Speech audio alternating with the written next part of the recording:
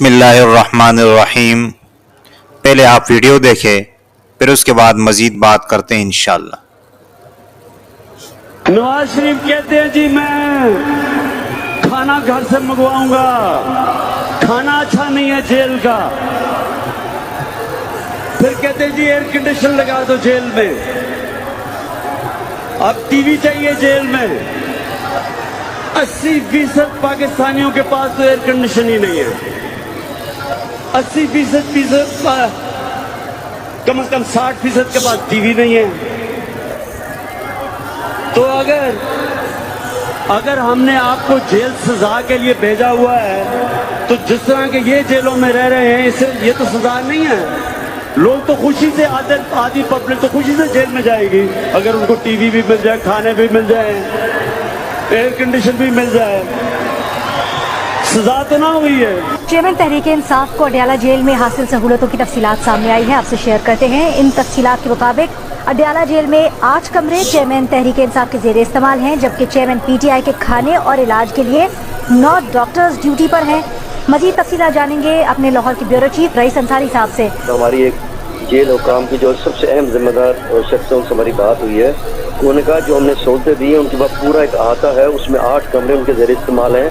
उसमें कुछ में उनका सामान पड़ा है, एक में एक्सरसाइज मशीन जो है वो है, साइकिल है। उसके अलावा उनको रॉड लगा के दी एक्सरसाइज के लिए, और फिर उनको टीवी की सहूलत मुयसर की और टीवी पर 10 चैनल दिखाए जाते हैं। तो देखिए, आपने वीडियो देखी कि किस तरह उसकी सहूलतों के बारे में बताया जा रहा है। मैं ये नहीं कह सकता हूँ कि इसको ये सहूलतें मुयसर है या नहीं, क्योंकि हमने देखा नहीं है। और इतना कह सकते हैं कि इनके और आम मुजरिमों के सहूलतों में फ़र्क ज़रूर है। ये बड़े लोगों के फ़ायदा ये होता है कि अगर ये हुक्मरानी में होते हैं तब भी हमारे जेबों से पैसे इनके लिए पहुंच रहे होते हैं, हमारे टैक्सों से इनको तनख्वाह दी जाती, मराहत दिए जाते हैं और इसी तरह सहूलतें देते हैं। ये सारे हमारे टैक्स से होते हैं। और जब ये लोग मुजरिम हो के कैदी हो जाते हैं तब भी हमारे जेब से जो है उनका खर्चा चलता है और हमारे टैक्स से इनका जो है वो सिलसिला चल रहा होता है। इनको जो वहाँ पर सहूलतें दी जा रही है ये भी ख़जाने से है और ख़जाना तो आवाम के टैक्स से है, तो फ़ायदे तो इन लोगों ने उठाए हैं, लेकिन इसका हिसाब देना भी मुश्किल है।